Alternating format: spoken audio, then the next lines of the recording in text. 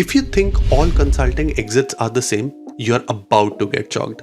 Because where you can go after McKinsey, BCG, or Bain completely depends on when you leave. The standard narrative is simple: do consulting for 2 or 3 years and you can go anywhere, startups, corporate strategy, PEVC, whatever you want. Everyone talks about exits like they're available to everyone at any time. But here's the truth nobody's telling you: your exit options are not the same at each career level. In fact, some of the most lucrative path, they completely close off after a certain level. So in this video, I'm going to break down the exact exits available at each level of your consulting career. What you can realistically get in your first 2-3 years, what opens up when you hit engagement manager or project leader, and what becomes possible at a partner level. I'll give you compensation ranges as well, tell you which path are closing versus opening, and most importantly, help you understand what you can actually consider. By the way, I'm Kashish, co-founder of GradNext. I've helped over 100 candidates break into McKinsey, BCG, and Bain, and now a lot of them come back and ask what's next. If you are really interested in consulting and want to know if it is a good fit for you or not, I made a detailed video on that exact topic. I'll drop a link in the comments and here as well for you to watch. So, alright, let's break down the exit roadmap. Level 1, which is after 0 to 3 years of work experience. Here you can expect mainly 3 type of exits. First is startups, where you can go into roles like program manager, founder's office, strategy and ops, etc. Here the comp that you can expect is anywhere between 40 to 60 or 70 LPA. Depending on the kind of startup you are exiting, your ESOPs level will also differ, because that is the main component that can actually make or break your wealth part of the job. This is a great exit for anyone who's looking to implement things and own a lot of things at a very early stage. The second type of exit is a corporate strategy role in MNCs like P&G, HUL, Tata in India, or Google, Amazon, etc. Again, you can expect role like strategy manager or program manager in these companies. Again, comp here would be slightly lower than the startups, somewhere close to 50 to 60 LPA, with a good amount of fixed component. Next is PEVC, typically available only at early exits from consulting. This is a exit where you can expect to earn a lot more depending on the kind of PEVC fund that you move to. From there, your exit to startups also become very, very easy, because most of the startups are looking for people from either MBBs or PEVCs. So yeah, these are the 3 exits typically which you can expect at a very early stage, which is 0 to 3 or 4 years. This is a time where all the companies consider MBBs like this. You are not too senior for any role. You are, in your initial careers, but you have dealt with stakeholders, you know what they want, and you have shown the rigor that is required to get into these firms and work at these firms. So this is the lens at which companies look at you. So your analytical things, your communication, and your overall thinking plays a great role to crack any of these companies.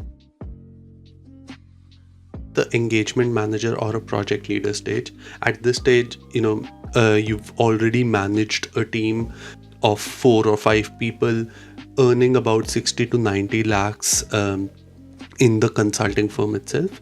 And this is a place where you are considered as someone who has definitely great analytical thinking, great communication and managing different kind of stakeholders, but at the same time you know how to deal with the team, how to make the team work, and how to think more from output point of view and results point of view, rather than just as an individual contributor. So typical exits again here are 3 or 4. First is a strategy head or a business unit head in any of the MNCs or corporates.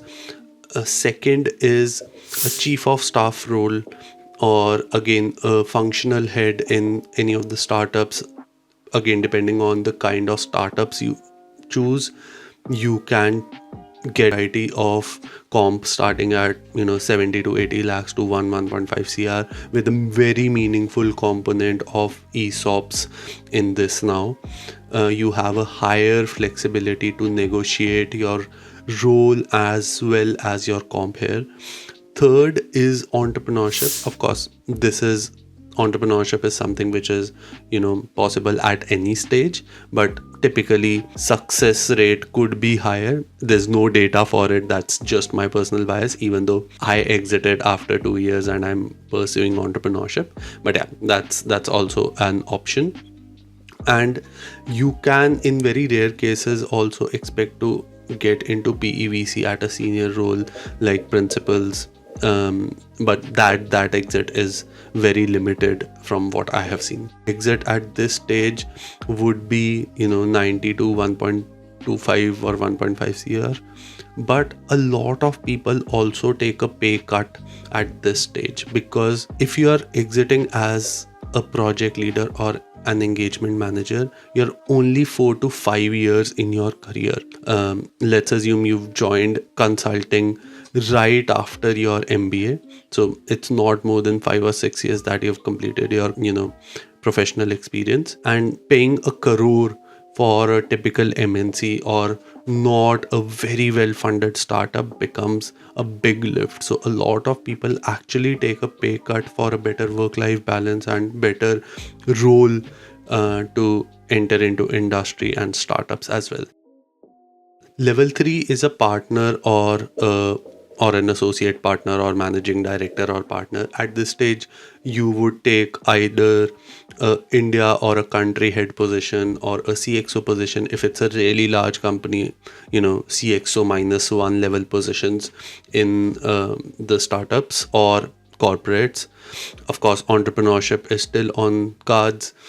Typically, what I've seen, entrepreneurship is pursued at early stages from 2 to 3 years to 6-7 years, not at a very late exit from a consulting firm. But of course, there's no hard and fast rule on when you can choose to pursue entrepreneurship. At this stage, the expectations are wild in terms of what you can achieve for the company, because you've already led teams, you've already brought in business for the consulting firm, you have already spoken to a lot of clients, so the expectations are also similar. In terms of comp, very wide range. In fact, even I don't think I'm in the right position to tell you about the range. I think it could be from 1.5 2 cr to 4-5 cr, depending on which company you join. I have seen people joining in from MBBs at a 3 cr role as well as 8 cr role as well, depending on how much experience you have. That's the kind of range that you can expect after a partner or managing director partner. All right, so yeah, let's bring it to end. In summary, there are 3 kind of exits at different levels that you can expect. At an early exit, you can look at startups, you can look at corporate strategy roles, or you can look at PEVC roles. At 4 to 6 years of work experience, from project leader to engagement manager, you can expect a business unit head exit, or a chief of staff exit, or entrepreneurship. After partner or associate partner, you can expect country head, CXO -1, and of course entrepreneurship as well. Entrepreneurship, as I mentioned earlier, remains constant across the board. So yeah, these are the kind of exits that you can expect after McKinsey, BCG or Bain. So if you're planning to get into consulting, you should know this. The exits are actually tremendous for almost everyone who joins consulting. A lot of people join consulting only for the exit. I hope this video added value to you, and if it did, give it a thumbs up and subscribe to the channel. It'll indicate to me that you like such content, and I will keep making such content. Thank you so much. See you in the next one.